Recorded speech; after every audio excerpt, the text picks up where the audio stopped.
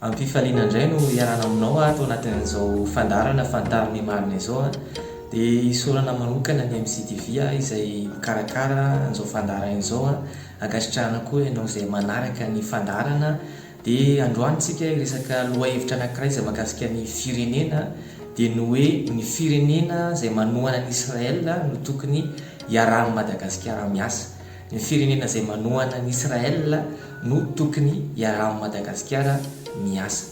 Be dia be ny firenena izay te hiara-iasa amin'ny Madagasikara ary Madagasikara koa dia ao anatin'izay fazy izay mila fiaraha-miasa amina firenena avy ivelany izay mba ahafahana manarina sy mampandroso any Madagasikara.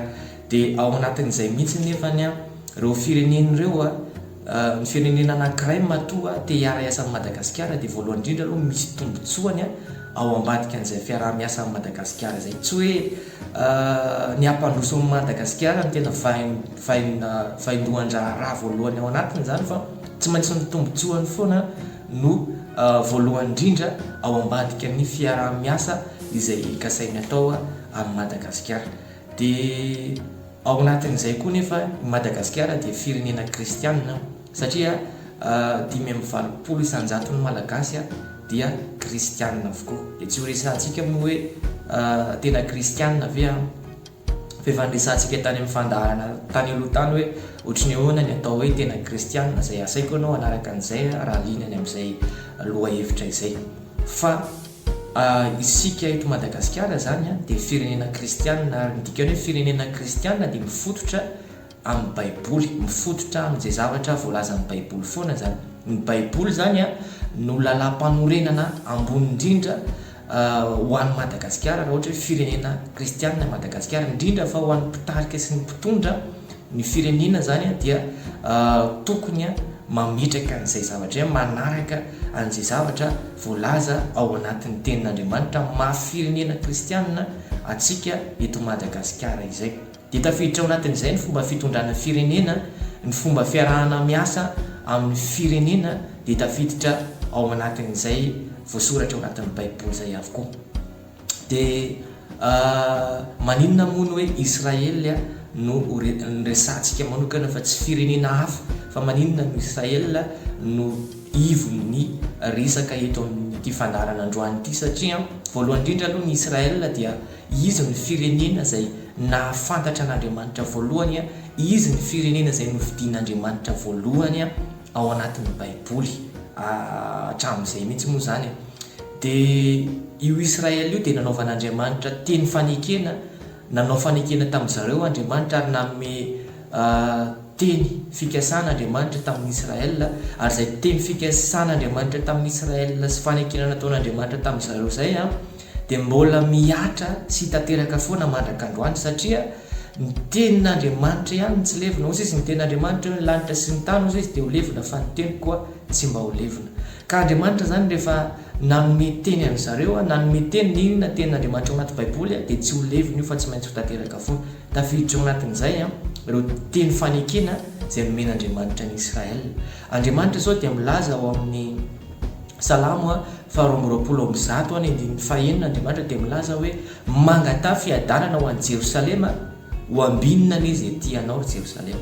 Andriamanitra dia milaza hoe mangatà fiadanana ho an'i Jerosalema ary ho ambinina izy ety anao Jerosalema. Nizaniza zany firenena manohana ny Israel, tian'ny Israel, manampy ny Israel dia tanteraka amin'izay teny fikasana zany ho ambinina izy firenena tianao. Dia misy teny fikasana koa sy fanekena izay nataon'Andriamanitra tamin'ny Abrahama izay rain'ny firenena Israely ao amin'ny Genesis 2:12 ao milaza Andriamanitra hoe hitahany izay manisy hoanao ao izy fa hanozona izay manozona anao kosa. Dia marina foana koa izay tenin'Andriamanitra izay ary miatra foana izay mandrak'androany hoe Andriamanitra zany dia mitahany izay firenena manisy ho an'i Israel fa manozona kosa an'izay miady izay tia handravana Israel.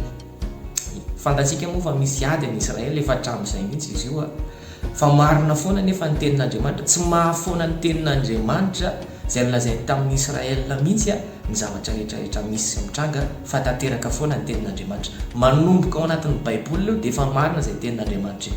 ro fahavalo rehetra zay niady tamin'ny Israel dia potika avokoa, rava avokoa, ary ny ankamaroan'izy ireo dia nahatsikaritra fa tsy Israel fotsiny miady fa Andriamanitry ny Israel mihitsy no miady amin'ireo firenena zay manohitra ny Israel. Rehefa nanafaka ny Israel tao Egypte Andriamanitra dia nahatsapa mihitsy ny Egyptianina hoe tena Andriamanitry ny Israel mihitsy miady amintsika fa tsy izy ireo fotsiny izy. Dia ohatr'izay koa natahoran'ireo firenena hafa tahaka ny firenena tao Jeriko koa dia natahotra sy nangovotra satria nahafantatra hoe le Andriamanitry ny Israel mihitsy miady ho an'ny Israel fa tsy ry zareo fotsiny. Ka izay zavatra izay zany dia mitohy mandrakandro any tamin'ny fotoana ny firenenan'ny Allemagne, mpitondra ny Allemagne tamin'izany fotoana izany dia Hitler izay te hamongotra ny jiosy, te handravany Israel izy tamin'izany fotoana izany fa taorinan'izay izy dia rava ny fanjakana izay nentiny ary namono tena hatramin'ny Israel, namono tena hatramin'ny Hitler mihitsy ary satria misy fandraisany foana amin'ilay tenin'Andriamanitra izay lazaina teo ilay izy, marina foana ilay teny fikasan'Andriamanitra izay napetrany tamin'ny Israel. Dia hitantsika koa ankehitriny fa ny firenenan'ny Amerikana, ny firenena izay anisan'ny voalohany manohana ny Israel dia hitanao fa tena tahian'Andriamanitra, tena miroborobo, tena mitombo foana ny fandrosoan'ny firenena Amerikana ary puissance mondiale izy.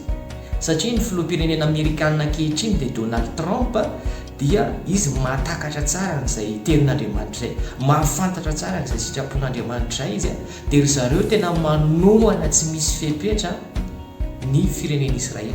Be dia be moa ireo firenena izay mampiseho akariary fa manohana ny Israel tafiditra ao anatin'ny voalohany anatin'izany Amerikana, ny Allemagne, ny Autriche, ny Hongrie, ireo Royaume-Uni, ny Argentine koa, ny Italia sy ireo firenena hafa. Dia misy koa nefa ireo firenena contre any Israel tafiditra ao anatin'izany ny Iran, ny Irak, ny Algérie, ny Syrie sy ireo firenena hafa ihany koa izay ao anatin'izay manohatra ny Israel zay.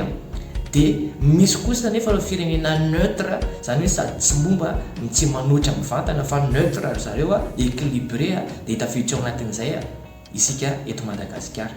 Fa eo indrindra nefa no tena resahana ao anatin'izay zavatra izay hoe raha hiara-iasa ihany Madagasikara dia aleo firenena, tokony hoe firenena izay manohana ny Israel miarah'i Madagasikara miasa satria tenin'Andriamanitra ny amin'ny Romanina toko voalohany dia milaza hoe tsy izay rehetra manao ihany ozy izy fa izay rehetra mankasitraka ny manao koa. Izany hoe mitovy ihany ny manao sy ny mankasitraka ny manao.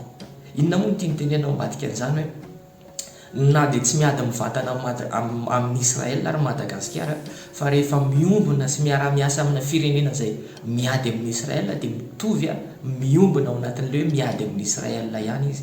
Ka izany hoe ilay zavatra mitranga amin'ilay firenena, ilay ozina sy ilay zavatra miatra amin'ilay firenena izay miady amin'ny Israel zany dia lasa miampita aty Madagasikara koa izay miankina amin'ilay fomba fiara-miasa amin'ny Madagasikara zany any amin'ilay firenena. Na dia ataontsika hoe tsy misy resaka Israel mihitsy ny arahan'i Madagasikara miasa amin'ilay firenena io fa resaka politika, resaka raha toe-karena sy famatsiana rabola, fa misy ifandraisany foana satria lasa miaraka miombonao foana i Madagasikara amin'ny alalan'izay zavatra ataon'izay firenena izay, na tsara io na ratsy io. Raha ohatra indray hoe firenena manohana ny Israel ny arahan'i Madagasikara miasa dia rehefa tahina sy ambinina ilay firenena dia miombona ao anatin'izay koa Madagasikara. Fa raha sanatrika hoe firenena izay mamatsy fitaovam-piadiana handravana ny Israel no iarahan'i Madagasikara miasa dia izay zavatra miatra amin'iny firenena iny koa dia lasa miatra aty amin'ny firenentsika dia firenena Madagasikara satria mifandray, lasa mifamatotra ao zany tsika dia lasa misy fiantraikany eto Madagasikara avokoa izay zavatra rehetrarehetra mitranga any amin'ny firenena. Hitantsika fa amin'ireo firenena contre ny Israel reo dia hitanao fa amin'izao andro ankehitriny izao dia misy zavatra be dia be mitranga, zavatra ratsy mitranga amin'ireo firenena reo. Tsy hitanisitsika hoe inona fa raha ianao manara-baovao dia arao fotsiny amin'ireo firenena contre ny Israel reo fa misy zavatra korotana, misy zavatra ratsy be dia be izay mitranga. Ka ho an'ny mpitondra zany indrindra ho an'ny mpitondra amin'ny Madagasikara, Andriamanitra dia tena tian'ny Madagasikara, tian'Andriamanitra ny firenena malagasy fa ao anatin'izay mpitondra antsika eto Madagasikara dia tokony mahafantatra an'izay zavatra izay ary tokony hoe manatanteraka an'izay sitrapon'Andriamanitra izay zavatra nampilazain'Andriamanitra ao anatin'ny tenin'Andriamanitra izay satria misy fiantraikany eto Madagasikara foana ny fomba fiarahantsika miasa amin'ny firenena any ivelany. Dia izay ihany koa ny fandaharantsika tamin'ity androany ity isaorana manokana ianao izay nanaraka hatramin'ny farany dia mirary ny sosi ny fitahin'Andriamanitra aminao amin'ny fotoana manaraka indray ny fotoanantsika.